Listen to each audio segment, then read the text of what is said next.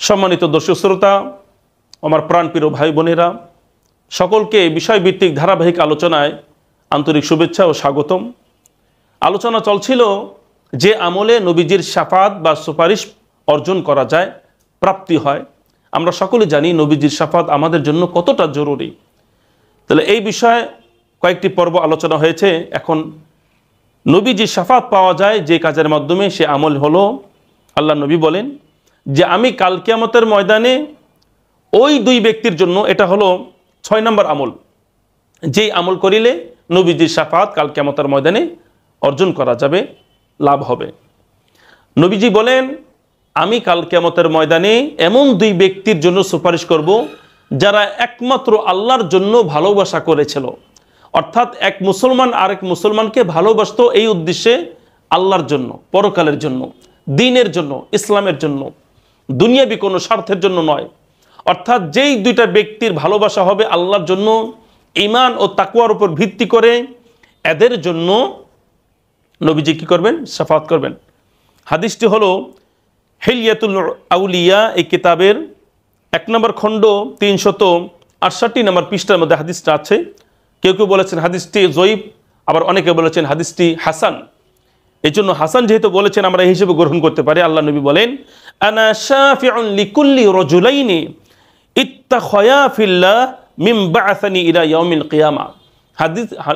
হাদিসটির অর্থ হলো, আল্লাহ নবী বলেন আমি এমন দুই ব্যক্তির জন্য সুপারিশ করব যারা আমি দুনিয়াতে আসার পর থেকে কিয়ামত পর্যন্ত যারা আল্লাহর জন্য, অর্থাৎ নিজেদের মধ্যে ভ্রাতৃত্ব বন্ধন স্থাপন করেছিল আল্লাহকে খুশি করার জন্য।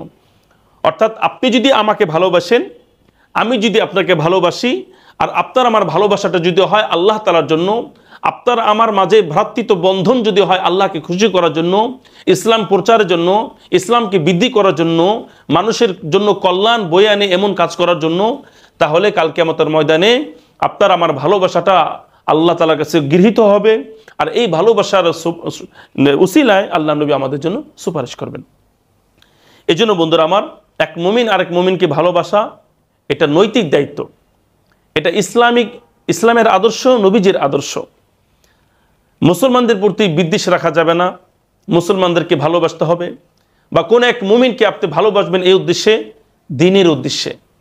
কারণ যারা পরস্পর আল্লাহর জন্য নিজেদের মাঝে ভালোবাসা বন্ধন সৃষ্টি করবে, যারা নিজেদের মাঝে ভ্রাতৃত্ব বন্ধন স্থাপন করবে আল্লাহকে খুশি করার জন্য, অথবা যারা আল্লাহর জন্যই নিজেদের মাঝে বিচ্ছিন্নতা সৃষ্টি করবে, অর্থাৎ যেই দুইজন মুসলমান একত্রিত হবে আল্লাহকে খুশি করার জন্য, আল্লাহর ভালোবাসার জন্য, অথবা বিচ্ছিন্ন হবে আল্লাহর খুশি করার জন্য, আর এটা যদি আল্লাহর জন্যই হয়ে থাকে, তাহলে আল্লাহর নবী বলছেন সেই ব্যক্তি দ্বয়কে কাল কিয়ামতের ময়দানে আরশের ছায়ার নিচে ছায়া দান করবেন। অর্থাৎ যারা নিজেদের মাঝে ভ্রাতৃত্ব বা ভালোবাসার বন্ধন স্থাপন করে আল্লাহকে খুশি করার জন্য, তারা কি করবে? কাল কিয়ামতের ময়দানে আরশের নিচে তারা ছায়া পাবে। যেমন আল্লাহ নবী বলেন সাবআতুন ইউযিল্লুহুমুল্লাহু ফি যিল্লিহি ইয়াওমা লা যিল্লা ইল্লা যিল্লুহুম। 7 শ্রেণীর মানুষদেরকে কাল কিয়ামতের ময়দানে আরশের নিচে আল্লাহ রাব্বুল আলামিন ছায়া দান করবেন। তাদের মধ্যে এক শ্রেণীর মানুষ হলো কারা? রাজুলানে তাহাব্বা ফিল্লাহ ইজতামা আলাইহি ওয়া তাফাররাকা আলাইহি।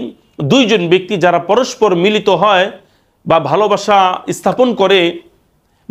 স্থাপন করে একসাথে মিলিত হয়, অথবা আল্লাহর জন্যই তারা পৃথক হয়। অর্থাৎ যেই দুইজন ব্যক্তি আল্লাহর জন্য একত্রিত হয়, আল্লাহর জন্য পৃথক হয়, আর তাদের মাঝে ভালোবাসার বন্ধনটা বা বিচ্ছিন্নটা একমাত্র যদি আল্লাহর জন্য হয়, তাহলে তারা আরশের নিচে ছায়া পাবে।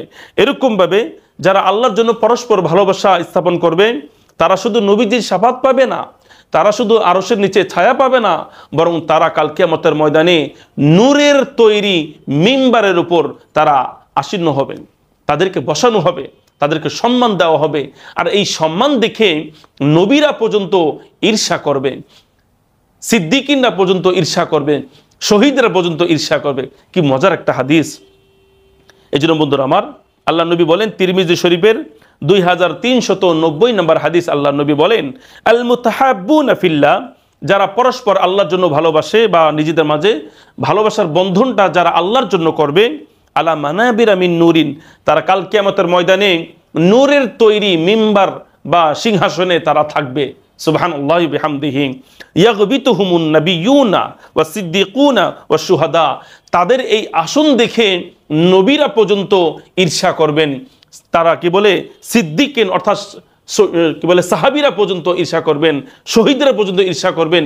কি একটা চমৎপ্রদ কথা যে আপনি যদি আমাকে ভালোবাসেন আর আমি যদি আপনাকে ভালোবাসি, এটা যদি দুনিয়াবি কোনো স্বার্থ, যেমন টাকার লোভে, পদের লোভে, যে কোনো উপকার লাভে, অথবা আমার থেকে ফায়দা নেওয়া বা আমি আপনার থেকে ফায়দা লুটে নেওয়া, এই উদ্দেশ্য যদি না হয়, অথবা দুইজন ভালোবাসি খারাপ কোনো কাজের উদ্দেশ্য নয়, মানুষকে ক্ষতি করার উদ্দেশ্য নয়। আছে না দুইজন বন্ধু কি করে, ক্লোজ বন্ধু, কিন্তু তাদের কাজ হলো চুরি করা, তাহলে এই বন্ধুটা তো আল্লাহর জন্য হলো না। আবার দুইজন ক্লোজ বন্ধু, কেন? কারণ তারা কি করবে, কারে মারবে, কারে ধরবে, এই উদ্দেশ্যে সবসময় তারা বন্ধুত্ব একসাথে নিজেদের গ্রুপ বানিয়ে রাখে, যেটাকে বলা হয় কিশোর গ্যাং। বিভিন্ন গ্যাং দেখেন, তাদের মাঝে কিন্তু অনেক ভালোবাসা, কিন্তু এটা আল্লাহর জন্য নয়, বরং এটা হলো মানুষের ক্ষতি করার জন্য। আর এটা ইসলামে বৈধ নয়, হারাম। এই জন্য বন্ধুরা আমার, ভালোবাসা হবে আল্লাহর জন্য, মিলিত হবে আল্লাহর জন্য, বিচ্ছিন্নতা হবে আল্লাহর জন্য। আল্লাহ নবী বলেন, যারা পরস্পর ভালোবাসা করবে আল্লাহর জন্য, আল্লাহ তাআলা নিজেই বলছেন তার জন্য আমার ভালোবাসাটা ওয়াজিব হয়ে যাবে। সুবহানাল্লাহি বিহামদিহি।